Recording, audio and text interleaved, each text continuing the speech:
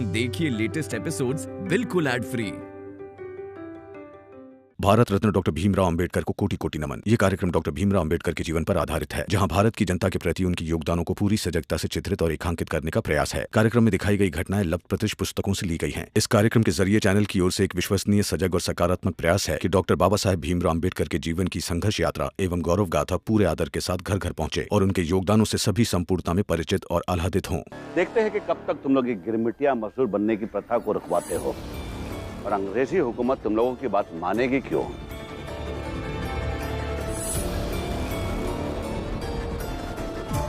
और तुम सब पछताओगे। चलो। लचनदेव जी, अरे सुशील जी, आप भी। अब दोनों ने कहा था ना कि हम 20 गिरमिटिया मजदूर को ढूंढ कर लाएंगे जो गिरमिटिया मजदूर बनकर खुश है, उनका जीवन अच्छा हो गया है। कहा है? कब लाएंगे आप? और हम कब उनकी बातें सुन पाएंगे?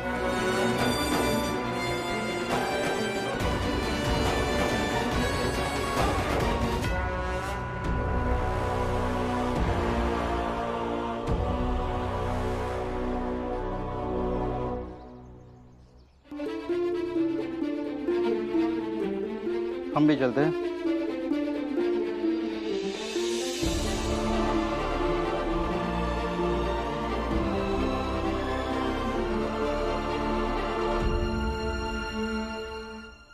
तुम चलो यहाँ से। बड़ी क्रांतिकारी बन रही थी ना, घर चलो दिखाता हूँ। चलो। नहीं, मुझे ना छोड़िए। चलो। मुझे पापा, बुआ, पापा। पाला भैया, पाला भैया, दीदी कहीं नहीं जाएगी, आप जाइए। अमत, भीम, अपनी पत्नी को समझाओ, ये मेरे घर का मामला है और मेरे घर के मामले में ना पड़े। पाला भैया, आप अपनी पत्नी को ऐसा नहीं कह सकते हैं कि चल मैं तुझे दिखाता हूँ। और हाँ, कल को अगर आप इनके साथ कुछ गलत करेंगे तो? हाँ करूंगा तो? तुम होती कौन हो मेरे बीच में बोलने वाली?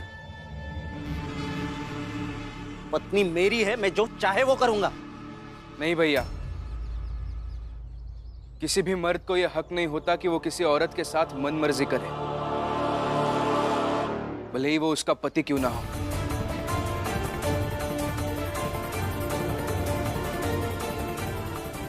लेकिन मुझे है, मैं जो चाहूंगा वो करूंगा।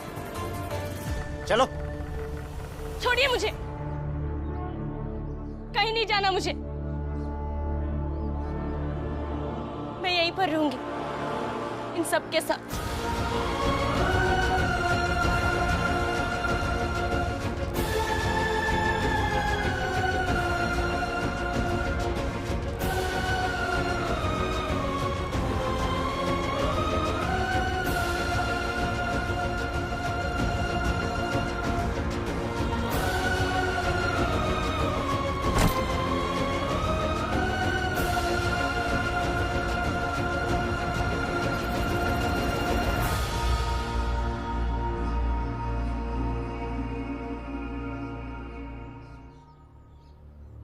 प्रणाम गोखले साहब। सर, हमारा काम हो गया है। उस चाल के जो लोग गिरमिटिया मजदूर बनकर जाने वाले थे, वो लोग अब नहीं जा रहे हैं, वो रुक गए हैं।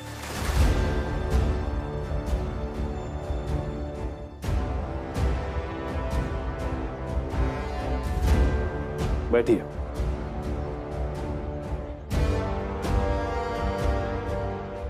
पूरी बात बताइए। सर, भीमराव अंबेडकर ने उस चाल में एक नाटक किया और कलाकार वो लोग थे जो है तो खुद गिरमिटिया मजदूर थे या फिर गिरमिटिया मजदूर के परिवार वालों से संबंध रखते थे। जानता हूं, बताया था आपने मुझे। ऐसे लोगों का परिचय और उनका पता आपने भीमराव अंबेडकर को दिया था।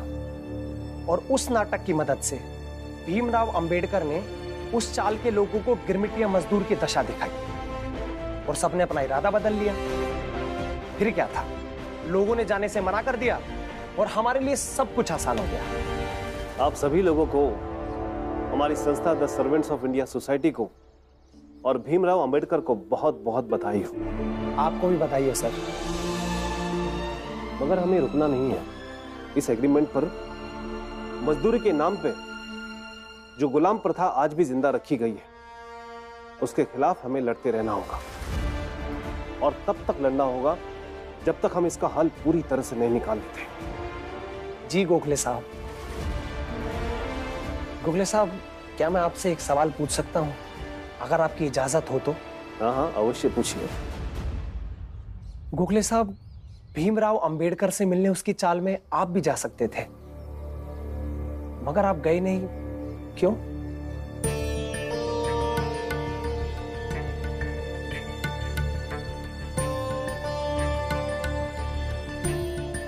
दरअसल मैं भीमराव के चौल वालों को एक सीख देना चाहता था कि कोई भी व्यक्ति बड़ा नहीं होता, बल्कि संस्था बड़ी होती है। यदि मैं जाता तो सभी लोगों को यह लगता कि गोखले साहब की मदद से सभी लोग गिरमिटिया मजदूर बनने से बच गए, और आप लोग गए तो हमारी संस्था the servants of India society के नाम ये कामयाबी आई, और यह आवश्यक भी था।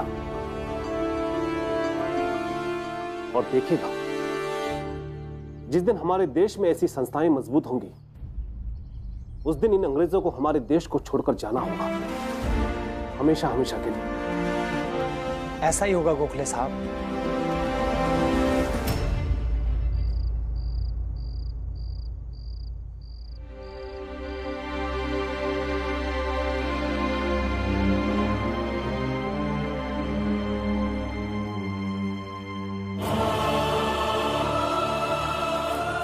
देख इसे ध्यान से देख, ये घेरा कानून का घेरा।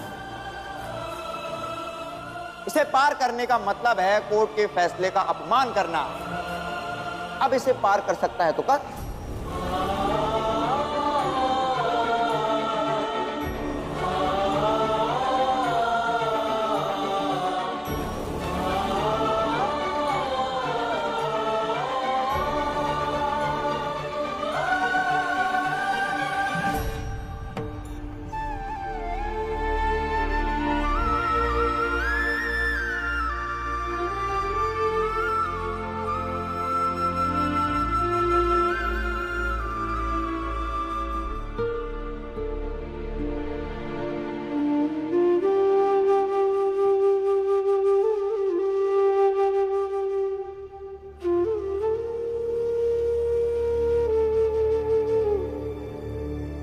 भीम बेटा,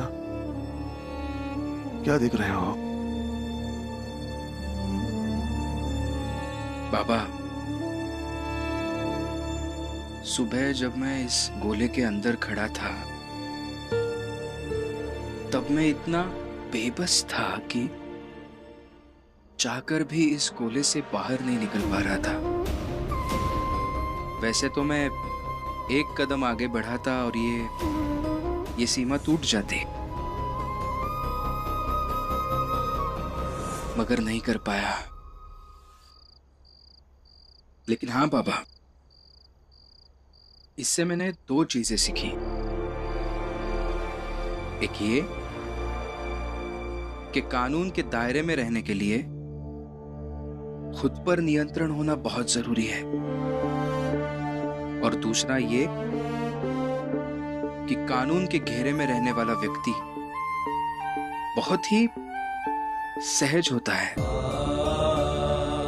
हाँ, कुछ देर के लिए इस घेरे में खड़े हो जाने के बाद मेरी बेबसी सहजता में बदल गई। उस समय चाल में बहुत कुछ हो रहा था, लेकिन मैं अकेला अंदर सहज खड़ा था। कुछ ना कर पाने की असमर्थता थी, लेकिन उसके बावजूद बहुत सहजता थी, और मन ही मन में एक विश्वास भी था कि अगर मैं इस कानून को मान रहा हूं तो मेरी जो मंशा है उसका ख्याल भी ये कानून ही रखेगा। सच में मेरे लिए बहुत ही बड़ा और नया अनुभव था बाबा।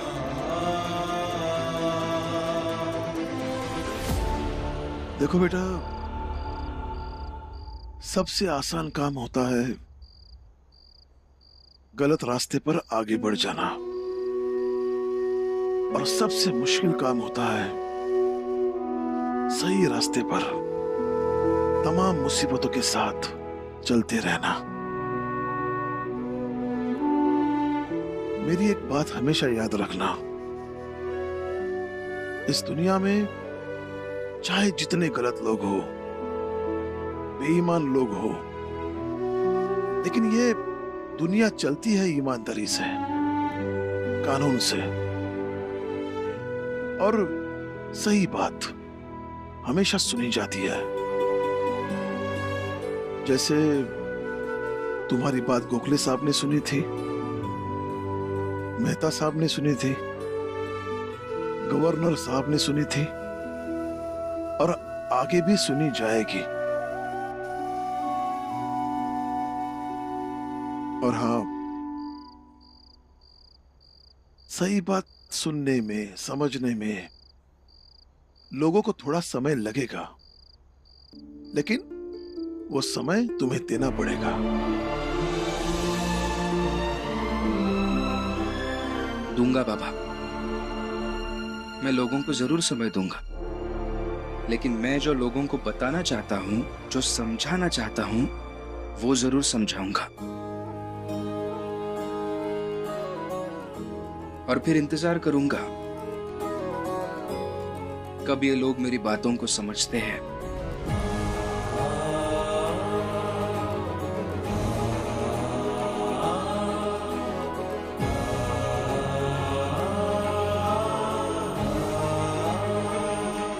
लेकिन ये सब कानून के दायरे में रहकर तुम्हें समझाना होगा। जी बाबा। चल बेटा, रात बहुत हो गई है, सो जाते हैं।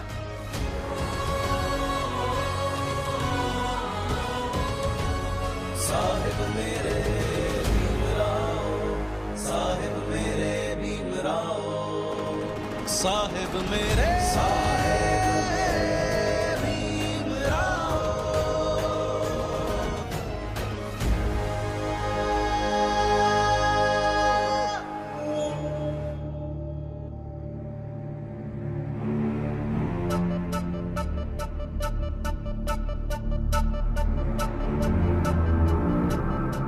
मुंह देखो इनके।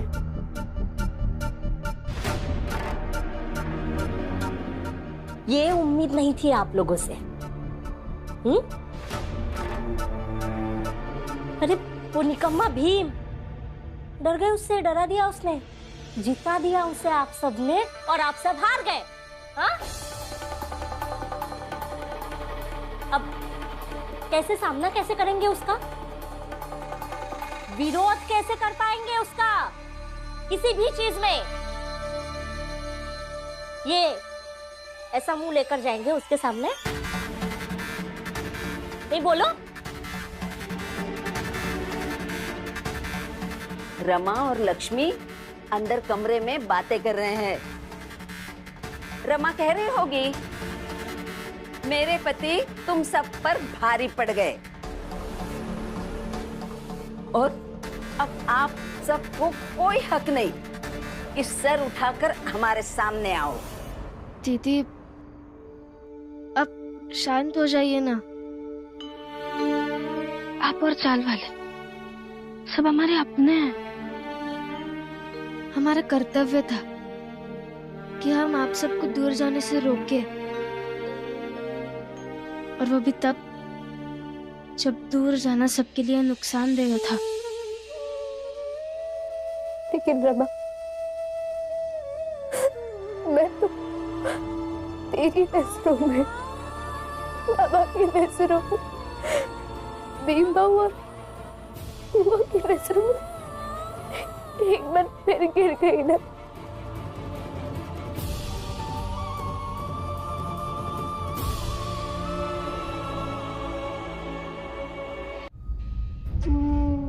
दीदी, अगर रिश्ते से एक दूसरे की नजरों में रोज गिरने लगे तो हर कोई गिर जाएगा।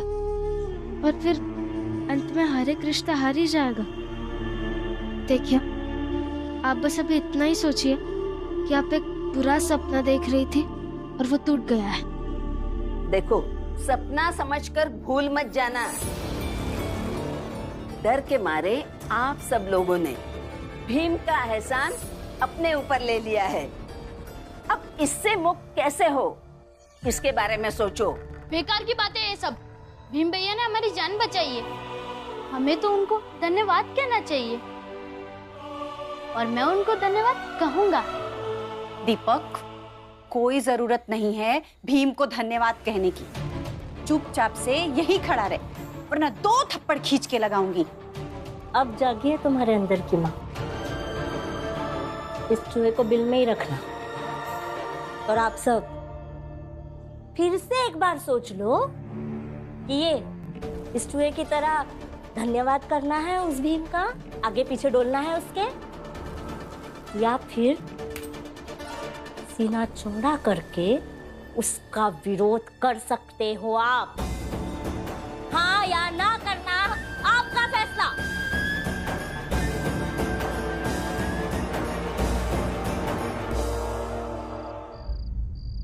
चलिए खाना खाने चलते हैं। बहुत दिनों बाद हम साथ में खाना खाएंगे। चलिए। रमा, लक्ष्मी, अगर तुम दोनों खाना खाने के लिए जा रहे हो तो बाला की पत्नी को भी बुला लेना। वो बाहर कब से उदास बैठी है। दीदी चलिए। लक्ष्मी,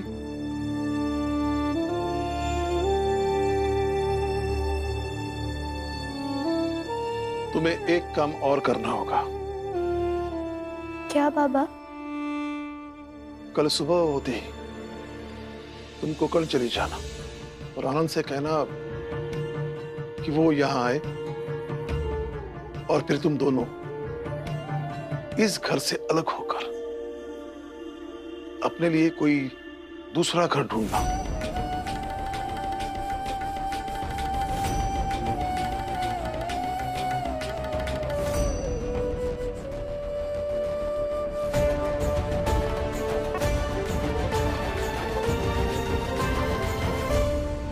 बाबा, कैसी बातें कर रहे हैं आप? भैया, लक्ष्मी ने कुछ गलत नहीं किया है। उसने जो कुछ भी किया वो अपने पति को बचाने के लिए किया है। मीरा, जब लक्ष्मी अपने मन से बिना बताए गिरमिटिया मजदूर बनने का फैसला ले सकती है, इस घर को छोड़ने का फैसला ले सकती है, तो इसके लिए सजा तो जरूर मिलनी चाहिए। पापा, दीदी को इस बात का अफसोस है कि ये हम सबको नहीं समझ पाई। अब छोड़िए ना कल की बातें। नहीं, मैंने जो कहा, जितना कहा उतना होगा। भीम, इस विषय पर कोई बात नहीं होगी। रुकिए बाबा, आप चाहे किसी और की बात सुनिए या ना सुनिए, मगर कम से कम मेरी बात तो सुनिए।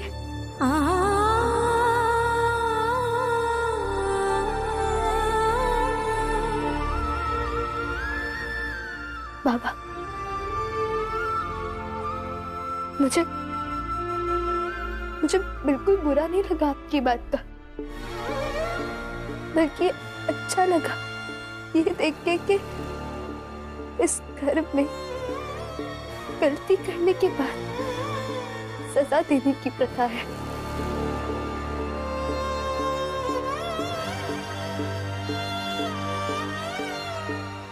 और सजा तो आप लोगों को ही दी जाती है ना बाबा। आपकी सजा मुझे ससम्मान स्वीकार है।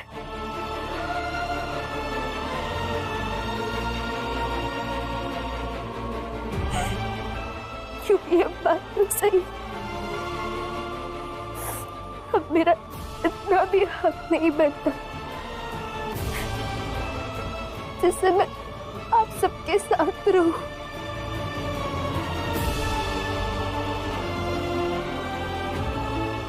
साथ रहने की तो पहली शर्त यही होती है, एक दूसरे पर विश्वास रखा जाए।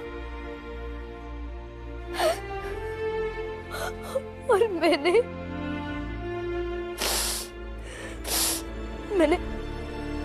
आप सब पर विश्वास ही नहीं रखा।